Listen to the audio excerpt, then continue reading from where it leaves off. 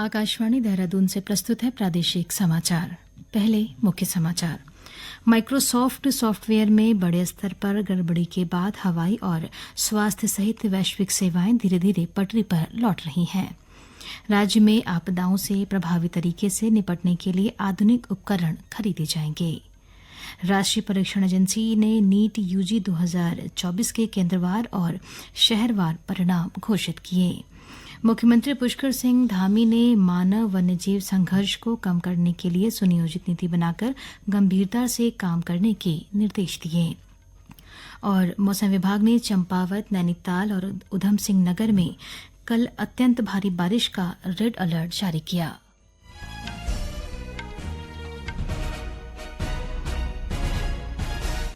नमस्कार। दोपहर समाचारों के साथ मैं योशिता पांडे। और अब समाचार विस्तार से। माइक्रोसॉफ्ट सॉफ्टवेयर में कल हुई बड़े स्तर पर गड़बड़ी के बाद दुनिया भर में हवाई और स्वास्थ्य सहित सेवाएं अब धीरे धीरे पटरी पर लौट रही हैं। दुनिया भर में लाखों लोगों पर इसका असर पड़ा। अमेरिकी साइबर सुरक्षा कंपनी क्राउड स्ट्राइक ने सॉफ्टवेयर अपडेट किया था। इस सॉफ्टवेयर में खामी आने के बाद माइक्रोसॉफ्ट के ऑपरेटिंग सिस्टम पर असर पड़ा। इससे दुनिया भर की बैंकिंग सेवा, अस्पताल और हवाई संचालन प्रभावित हुआ। माइक्रोसॉफ्ट के मुख्य कार्यकारी अधिकारी सत्य नडेला ने सोशल मीडिया पर एक पोस्ट में कहा कि ग्राहकों को तकनीकी जानकारी मुहैया कराने और ऑनलाइन सुरक्षा के लिए क्राउड स्ट्राइक और उद्योग जगत के संपर्क में है। अमेरिकी साइबर सुरक्षा कंपनी क्राउड स्ट्राइक के मुख्य कार्यकारी अधिकारी ने कहा कि इस गड़बड़ी को दूर कर लिया गया है। स्वीकार किया कि सभी सिस्टम को सुचारू रूप से काम करने में थोड़ा समय लगेगा। इस बीच कुछ हवाई सेवाओं ने काम करना शुरू कर दिया है। भारत में भी हवाई अड्डों पर कई एयरलाइंस को चेक इन और बोर्डिंग का काम कंप्यूटर के बजाय हाथ से करना पड़ा। इंदिरा गांधी अंतर्राष्ट्रीय हवाई अड्डे पर उड़ानों के संचालन पर असर पड़ा। इलेक्ट्रॉनिक्स और सूचना प्रौद्योगिकी मंत्री अश्विनी वैष्णव ने कहा कि सरकार माइक्रोसॉफ्ट और उसके सहयोगियों के संपर्क में है। सोशल मीडिया पर उन्होंने कहा कि भारतीय कंप्यूटर आपात प्रतिक्रिया बल महत्वपूर्ण संस्थाओं और संगठनों के मुख्य सूचना सुरक्षा अधिकारियों के साथ मिलकर काम कर रहा है। श्री वैष्णव ने कहा कि सभी प्रभावित कंपनियां अपने अपने सिस्टम को पटरी पर लाने के लिए मिलकर कार्य कर रही हैं। राज्य में आपदाओं से प्रभावी तरीके से निपटने के लिए आधुनिक उपकरणों का प्रयोग किया जाएगा। उत्तराखंड राज्य आपदा प्रबंधन प्राधिकरण प्रदेश में विभिन्न प्रकार की आपदाओं में रेस्क्यू अभियान चलाने के लिए आधुनिकतम तकनीक वाले राहत और बचाव उपकरणों की खरीद करेगा। आपदा प्रबंधन एवं पुनर्वास सचिव विनोद कुमार सुमन के समक्ष देहरादून में एक निजी कंपनी ने विभिन्न प्रकार के उपकरणों का डेमो दिया। इनमें under water robot, laser camera, फुलाकर बनाया जाने वाला रेस्क्यू सेंटर, खोजबीन अभियान के लिए अत्याधुनिक कैमरा आदि शामिल हैं। आपदा प्रबंधन सचिव ने कहा कि देश के विभिन्न तकनीकी व प्रशिक्षण संस्थाओं द्वारा उपयोग में लाई जा रही आधुनिक तकनीकी का अध्ययन कर उत्तराखंड में आपदा प्रबंधन के दृष्टिगत जो भी उपकरण उपयोगी पाए जाएंगे, निर्धारित प्रक्रिया का पालन करते हुए उनकी खरीद की जाएगी। राष्ट्रीय परीक्षण एजेंसी एनटीए ने राष्ट्रीय पात्रता सह प्रवेश परीक्षा नीट यूजी 2024 के केंद्रवार और शहरवार परिणाम घोषित कर दिए हैं। सर्वोच्च न्यायालय ने राष्ट्रीय परीक्षण एजेंसी को नीट यूजी परीक्षा का परिणाम केंद्रवार और शहरवार वेबसाइट पर जारी करने के निर्देश दिए थे। राष्ट्रीय खेलों के आयोजन के तहत पिथौरागढ़ में बॉक्सिंग और टिहरी झील में वाटर स्पोर्ट्स का आयोजन किया जाएगा। खेल मंत्री रेखा आर्य ने देहरादून में आयोजित बैठक में यह बात कही। इस दौरान खेल मंत्री ने अधिकारियों को राष्ट्रीय खेलों के मद्देनजर किए जाने वाले पीएमयू की टेंडर प्रक्रिया और अन्य कार्यों को तय समय पर पूरा करने को कहा। उन्होंने कहा कि G20 और वैश्विक निवेशक सम्मेलन की तरह ही राष्ट्रीय खेलों का भी सफल आयोजन कराने के लिए राज्य सरकार प्रतिबद्ध है। खेल मंत्री ने कहा कि राष्ट्रीय खेलों में 34 विधाओं के अलावा karate, yoga, mallakhamb, speed climbing और स्थानीय खेलों के साथ अन्य स्थानीय खेलों का परीक्षण करने और उन्हें राष्ट्रीय खेलों में सम्मिलित करने के लिए अधिकारियों को निर्देशित किया गया है। श्रीमती आर्या ने राष्ट्रीय खेल दिवस के आयोजन और उदीयमान खिलाड़ियों के चयन और उनको दी जाने वाली धनराशि की भी समीक्षा की। उन्होंने बताया कि भारतीय ओलंपिक संघ की ओर से खेल तकनीकी आचरण समिति GTCC का गठन होने के बाद राष्ट्रीय खेलों के आयोजन की तिथि घोषित की जाएगी। बाबा बौखनाथ की डोली के हरिद्वार जिले की हर की पौड़ी पहुंचने पर तीर्थ पुरोहितों ने पुष्प वर्षा कर डोली का भव्य स्वागत किया। बाबा बौखनाथ की डोली यात्रा उत्तरकाशी के रवाई क्षेत्र से रवाना होकर अयोध्या भ्रमण के लिए निकली है। ये समाचार आकाशवाणी के देहरादून केंद्र से प्रसारित किए जा रहे हैं। मुख्यमंत्री पुष्कर सिंह धामी ने मानव वन्यजीव संघर्ष को कम करने के लिए वन विभाग को प्रभावी प्रयास करने और इसके लिए सुनियोजित नीति बनाकर गंभीरता से काम करने के निर्देश दिए हैं। सचिवालय में उत्तराखंड राज्य वन्यजीव बोर्ड की 20वीं बैठक की अध्यक्षता करते हुए श्री धामी ने कहा कि मानव वन्यजीव संघर्ष में मृतकों के परिजनों और घायलों को जल्द से जल्द अनुमन्य सहायता उपलब्ध कराई जाए। जंगलों से लगते जिन स्थानों में बायोफेंसिंग नहीं है उन स्थानों पर बायोफेंसिंग लगाने को भी कहा गया है।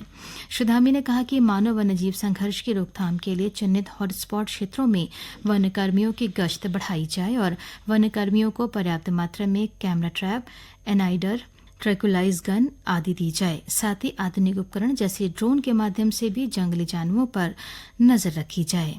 जिन प्रभागों में मानव वन्यजीव संघर्ष के ज्यादा मामले आ रहे हैं उन स्थानों पर विशेष नजर रखने के निर्देश दिए। राजधानी देहरादून में जाम की समस्या से निजात दिलाने के लिए दून पुलिस ने अभिनव प्रयोग किया।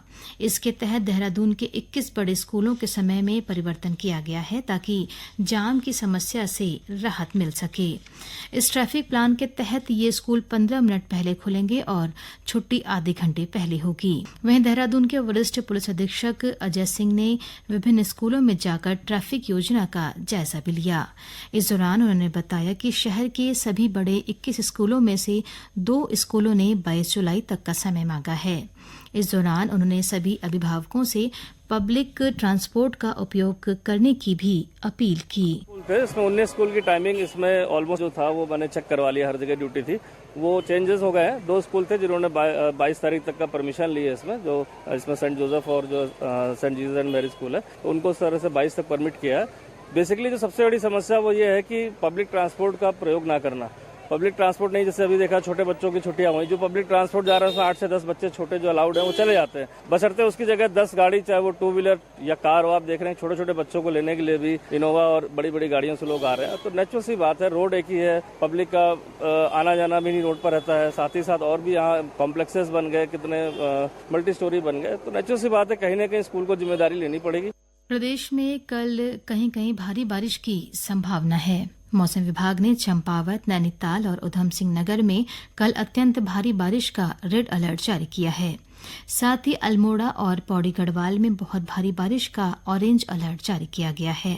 इसके अतिरिक्त राज्य के अन्य जिलों में भी बारिश की संभावना जताई गई है।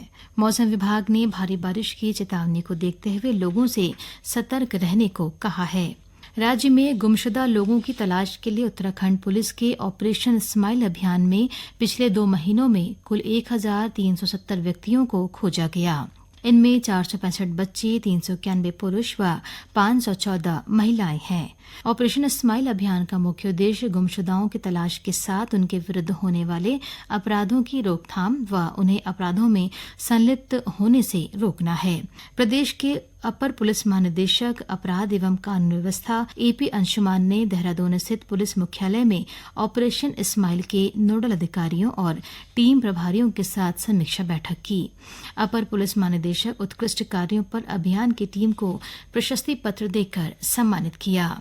प्रदेश में सोमवार से कांवड़ मेला शुरू हो रहा है। मेले में विभिन्न राज्यों से श्रद्धालु गंगा जल लेने उत्तराखंड पहुंचते हैं। राज्य में कांवड़ मेलों को लेकर तैयारियों को अंतिम रूप दिया जा रहा है। देहरादून के जिलाधिकारी सोनिका की अध्यक्षता में ऋषिकेश में कांवड़ यात्रा तैयारियों को लेकर समीक्षा बैठक हुई। जिलाधिकारी ने यात्रा की तैयारियां परखने के साथ संबंधित अधिकारियों को आवश्यक दिशा निर्देश दिए। देहरादून के रिस्पना पुल से आगे अजबपुर फ्लाईओवर पर आज सुबह सड़क दुर्घटना में दुपहिया वाहन सवार एक महिला सहायक पुलिस उपनिरीक्षक की मृत्यु हो गई है और एक अन्य महिला सिपाही घायल हो गई है। दोनों पुलिसकर्मी सुबह अपनी ड्यूटी पर जा रहे थे। एक निजी बस से दुपहिया वाहन की टक्कर के कारण ये हादसा हुआ। प्रधानमंत्री नरेंद्र मोदी ने मन की बात कार्यक्रम के आगामी संस्करण के लिए मिले सुझावों पर प्रसन्नता व्यक्त की है। यह कार्यक्रम इस महीने की 28 तारीख को प्रसारित होने वाला है। आज एक सोशल मीडिया पोस्ट में श्री मोदी ने कहा कि उन्हें आगामी मन की बात कार्यक्रम के लिए कई सुझाव मिल रहे हैं। अंत में मुख्य समाचार एक बार फिर।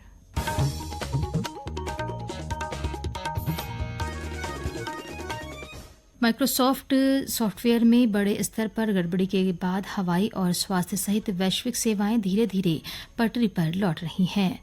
राज्य में आपदाओं से प्रभावी तरीके से निपटने के लिए आधुनिक उपकरण खरीदे जाएंगे। राष्ट्रीय परीक्षण एजेंसी ने नीट यूजी 2024 के केंद्रवार और शहरवार परिणाम घोषित किए। मुख्यमंत्री पुष्कर सिंह धामी ने मानव वन्यजीव संघर्ष को कम करने के लिए सुनियोजित नीति बनाकर गंभीरता से काम करने के निर्देश दिए। और मौसम विभाग ने चंपावत, नैनीताल और उधमसिंह नगर में कल अत्यंत भारी बारिश का रेड अलर्ट जारी किया। इसके साथ ही प्रादेशिक समाचार का ये बुलेटिन समाप्त हुआ। नमस्कार।